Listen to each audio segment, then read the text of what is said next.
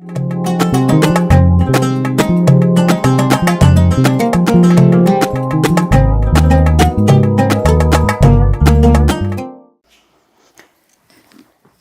afternoon. This is the new Pan-African show called AfreeQa. We would like to wish all our Orthodox Christian followers Melkam Fasika, Happy Easter. Today we are actually in, as you can see, in a beautiful house. We have a great guest, so I'm going to allow him to actually introduce himself. Welcome. Thank you very much. Thank you for inviting me. Welcome. So I'm Alula Pankhurst. I grew up in Ethiopia, and my parents and my grandmother also lived here till the end of their lives. And this is home for me, and so welcome here. Thank you.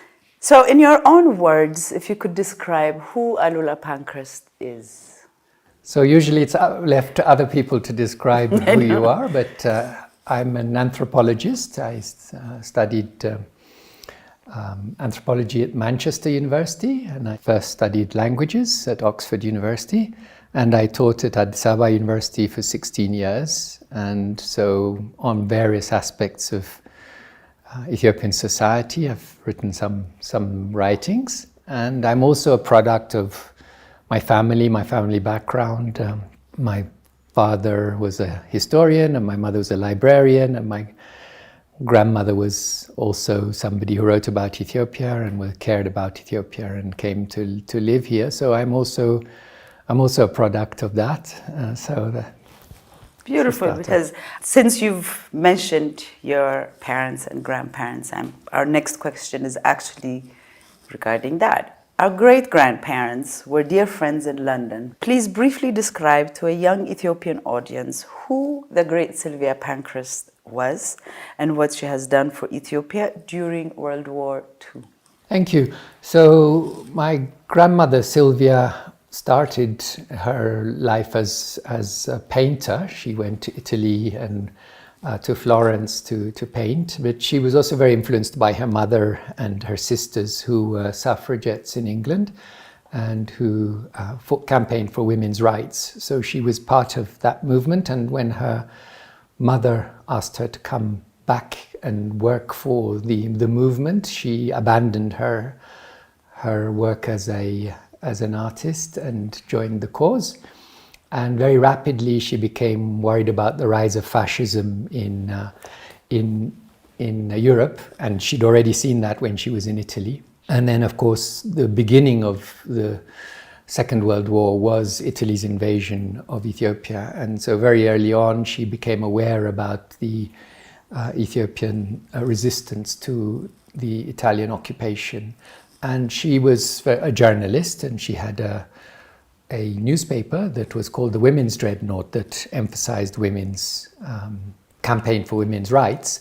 And then when she became a socialist and had left-wing ideas, she transformed it into the Workers' Dreadnought because she felt that women's issues and labor issues were interconnected. But then when she saw the rise of fascism and she decided to devote herself to campaigning against Italy's invasion of Ethiopia, she founded a newspaper called New Times and Ethiopian News. And she got to know the Ethiopians in London, including Azaj Workneh, your great-grandfather, and who was the Ethiopian ambassador in London and had a distinguished career, having left Ethiopia as a child taken by the British after the Makdala expedition, and then growing up in India, becoming a medical doctor, going to Scotland, an amazing career, coming back to Ethiopia. And so she got to know Hakim Workneh, and they worked together in campaigning, first of all, to make people aware that there was resistance to the Italian occupation,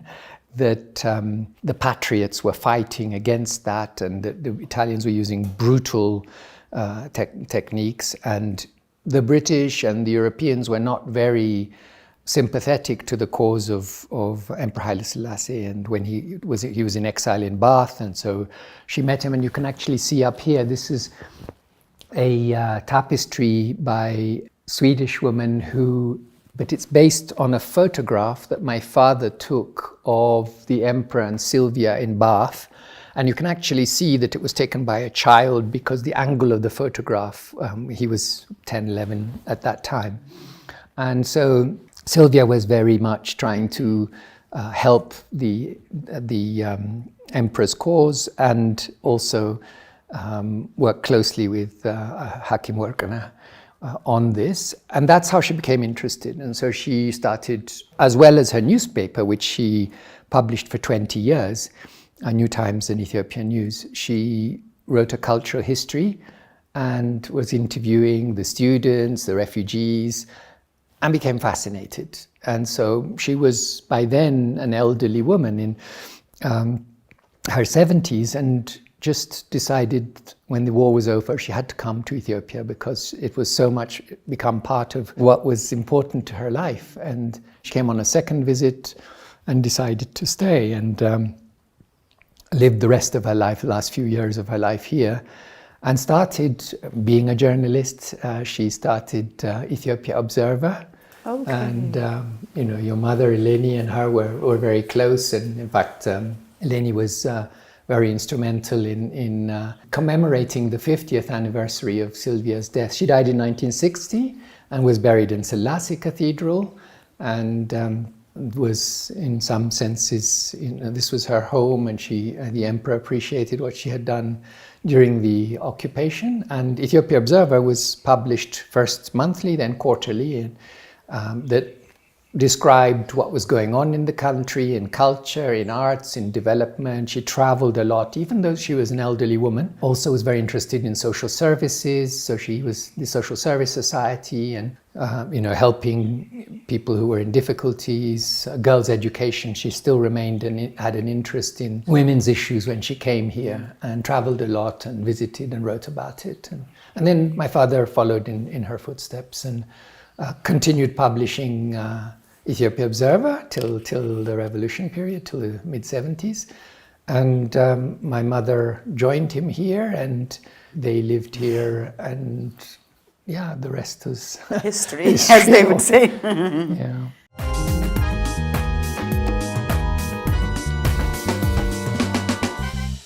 Okay, so coming back to our next question. You mentioned New Times Ethiopian News. Now, in the corner of this newspaper, it says Abyssinia for Abyssinians.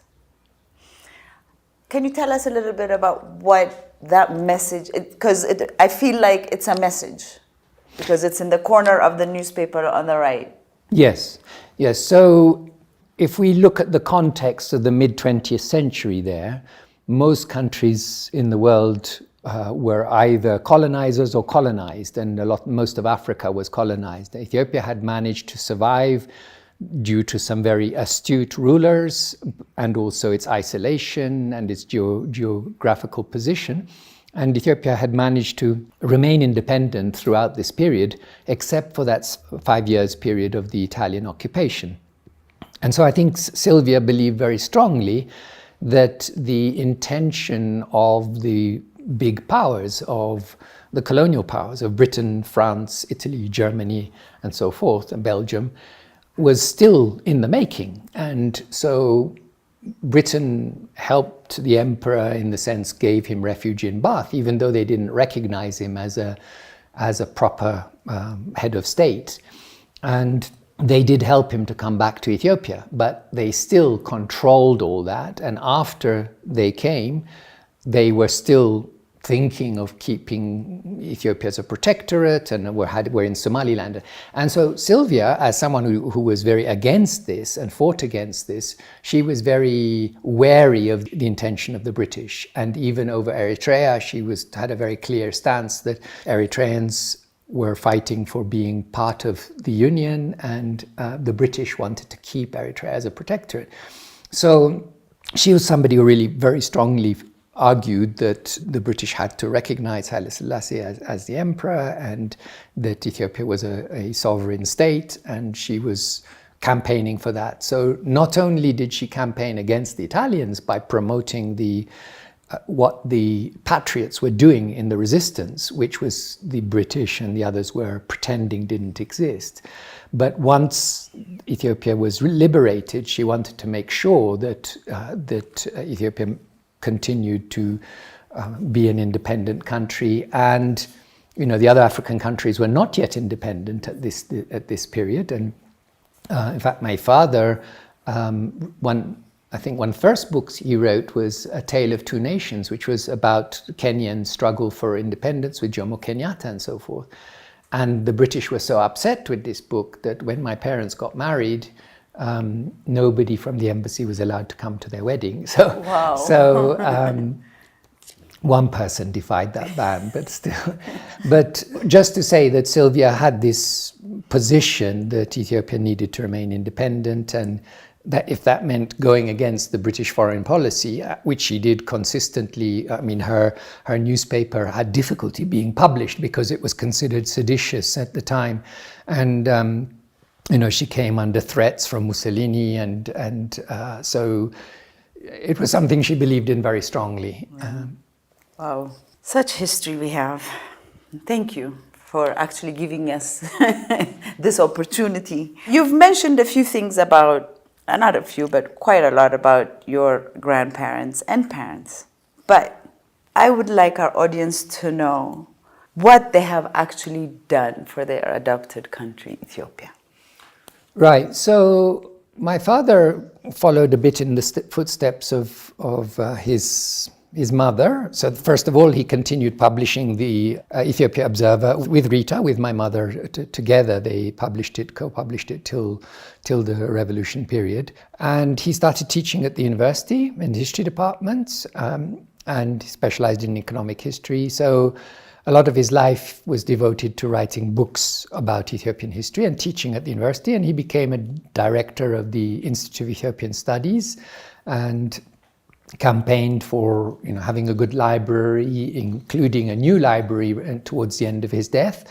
Towards the end of his life, he campaigned for a new library. And so he wrote books on different aspects of Ethiopian history. So a lot on economic history and the early period, the introduction to economic history, which was his speciality, but also other things, a social history, a history of medical history, another one on the history of the borderlands.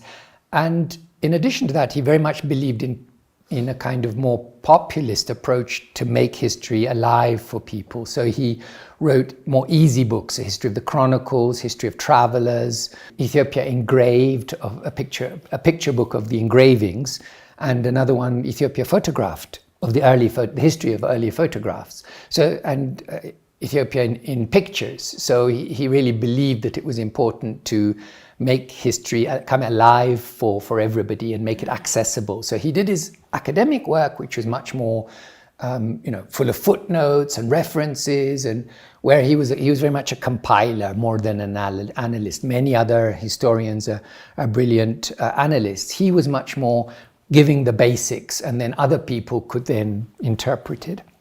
So his books tend to be a bit long and a bit heavy and a bit full of footnotes and just having everything in there. But he also liked to make it kind of accessible. And perhaps most significantly, following on from his mother, he had an activist streak in him. So, he felt very strongly, well, first of all, he would write columns in newspapers and was very open to interviews with the media, press, and so forth. So very often he would, give interviews and so forth. But also he would write about the wrongs and injustices of the colonial and the occupation period. So he got very much involved in with a lot of colleagues in the university and pressure groups to campaign against the atrocities that were committed during the Italian occupation, and the injustices of the looting during the British period, during the Magdala period.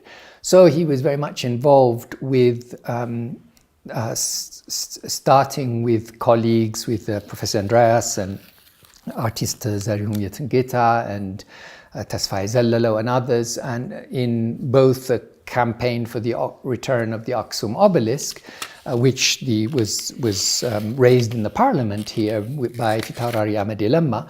And so he worked with these people, campaigned both on the Italian occupation period, but also Afromet, the Association for the Return of the Magdala Ethiopian Treasures, which tried to convince the descendants of the soldiers who were in Magdala to return objects that were looted. And many of them, 20 or so objects, were returned, including some Tabot Arks of the Covenant and shields and manuscripts and paintings and various other objects. So he had this campaigning streak, and he would publish in Addis Tribune. He had a particular column in Addis Tribune which was called at some point How to Destroy Your History. And so he was being controversial there. So he would publicize when there was a house that was knocked down, like when Sheraton was built, and there was a Ligab Ataso's house, which was a beautiful house, which could have been preserved along with there. And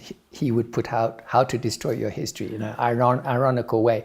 So he tried to make history alive by in Addis Tribune, and then in the Capital newspaper, he had a weekly column, and he had that energy to produce, not just academic work, but also weekly outputs like a journalist and an activist on these questions of restitution and rights. And so, when people would talk about this Aksum obelisk, and they would have their meetings, and people would say, well, it's just a piece of rock. And what we need from Italy is, development projects, not some silly, restitution of some object.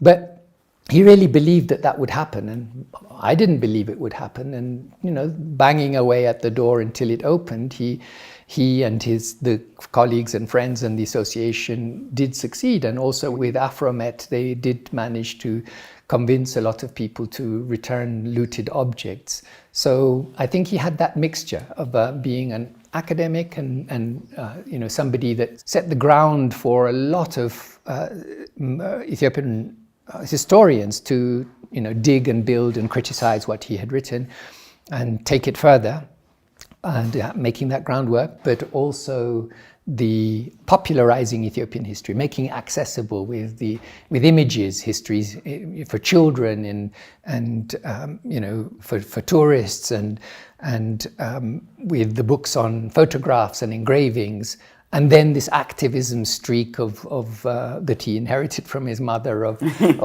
really saying, well, the wrongs of history need to be righted.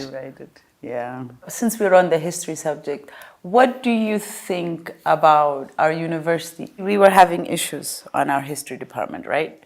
Students didn't want to learn their history.